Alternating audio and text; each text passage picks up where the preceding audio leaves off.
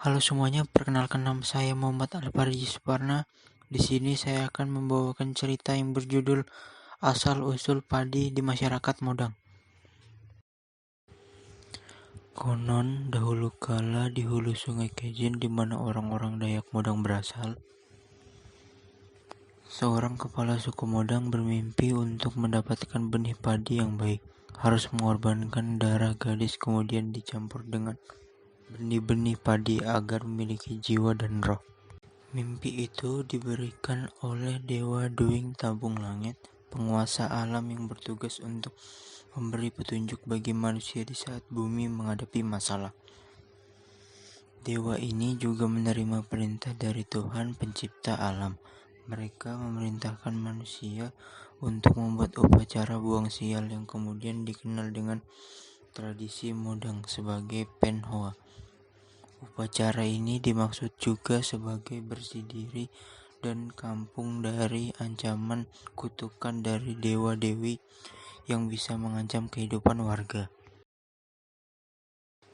Upacara Penhoa dilaksanakan karena dipicu oleh kejadian aneh di komunitas Dayak Modang. Selama 5 tahun mereka tidak bisa memproduksi pangan. Setiap menanam padi tumbuh ilalang. Pisang berubah menjadi pisang hutan. Tebu menjadi rumput gajah. Kepala kampung komunitas Modang yang dikenal dengan Wangbit Petung mengumumkan dan memerintahkan kepada seluruh warga tentang pelaksanaan Penhoa. Selama 5 tahunan warga yang tak memproduksi padi ladang mereka mengkonsumsi sagu, gula aren untuk membantu dalam memenuhi kebutuhan makanan sehari-hari. Sang kepala suku Modang merelakan dirinya untuk di Penhoa dengan minta kepada warga untuk membuat 15 ruas bambu yang panjangnya sekitar 4 meter lalu dinaik dan diikat lalu diputar kiri 7 kali dan kanan 8 kali. Setiap kali putaran dia tenggelam dalam air berapa saat. Setelah Penhoa, upacara selanjutnya adalah persiapan menanam benih atau yang dikenal dengan nguet play atau memanggil roh padi. Syaratnya adalah darah perempuan yang dicampur dengan benih yang dimasukkan untuk memberi roh kepada padi. Keluarga kepala suku Dayak Modang harus merelakan putrinya yang cantik untuk dibunuh bernama Longdian Liung untuk diambil daging darahnya dicampur dengan benih padi.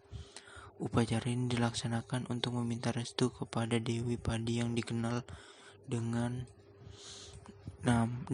Leuk Dah Tauk Nang Long Ding Dam Liah Langit untuk datang memberkati padi yang akan ditanam agar warga dapat menuai padi yang berhasil baik untuk kehidupan sehari-hari.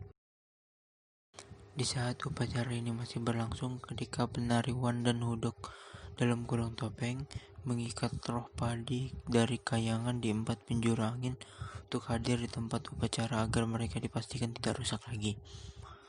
Dewa Padi mengutuslah 4 delegasi. 2 orang manusia Dayak Punan yang membawa kayu, babi, madu, dan ikan. Sementara orang lainnya membawa benih padi biasa dan ketan. Dan 2 ekor monyet sejenis wawa berwarna hitam dan putih yang membawa bibit sayur, kunyit, timun, dan lengkuas. Kalian dari mana? Tanya kepala suku Modang. Kalian memanggil-manggil Dewi Padi, maka kami datang diutus oleh Dewi Padi membawa apa yang kalian inginkan, kata perwakilan Dewi Padi. Mereka pusen membagi benih yang datang dari kayangan itu kepada seluruh warga yang hadir pada saat itu. Benih padi yang sebesar biji salak itu diberikan 2-3 kepada keluarga yang kemudian dicampur dengan benih lainnya untuk seterusnya ditanam. Warga Modang ketika itu lalu pulang dan mulai menanam benih-benih tersebut di ladang masing-masing. Dan ternyata padi mereka tumbuh subur. Mulai saat itu semua tanaman kembali seperti semula. Padi dan semula besar biji salak lambat laun mengecil seperti biasa. Warga merasa riang karena ladang-ladang mereka kembali subur. Di ladang kepala suku Dayak Modang tumbuh 4 macam padi yang dianggap sebagai penanda kebaikan. Padi pertama yang mereka lihat muncul dan dikenal dengan Bung Letiak (penanda akan benih yang bagus).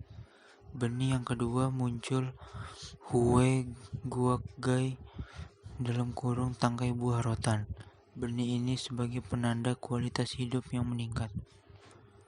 Padi ketiga Hue Nyah Ean. Padi ini sebagai penanda usaha akan berhasil, mencari rezeki mudah. Dan yang keempat, padi Plai Tajuk (padi paling tinggi) atau yang dikenal sebagai Raja Padi, sebagai penanda warga sehat dan panjang umur. Setelah 4 macam padi itu matang, warga mencabut sampai ke akar-akarnya, kemudian dibawa ke kampung, lalu mereka membuat upacara besar-besaran. Mereka pesta selama 7 hari 7 malam dengan menyembelih binatang seperti babi dan ayam. Lalu darahnya dicampur dengan benih padi itu untuk kemudian ditanam musim tanam tahun berikutnya. Sebagian dicampur dengan benih yang akan ditanam, sebagian lainnya disimpan di lumbung padi. Hingga kini, warga Modang jika akan menanam benih selalu dicampur dengan darah, minimal darah ayam jago. Pembelajaran dapat kita ambil dari cerita di atas adalah bahwa pemimpin yang bertanggung jawab selalu memperhatikan rakyatnya. Dalam situasi darurat, pemimpin harus rela mengorbankan apa saja, termasuk anaknya, untuk menyelamatkan manusia dari bencana kelaparan. 2. Manusia harus menghargai padi. Jangan merusaknya seperti lahan padi yang diubah dan dirusak untuk kepentingan ekonomi sesaat, sebab padi adalah salah satu makanan pokok umat manusia. Merusak padi sama dengan merusak manusia. Menghormati padi sama dengan menghormati manusia lainnya.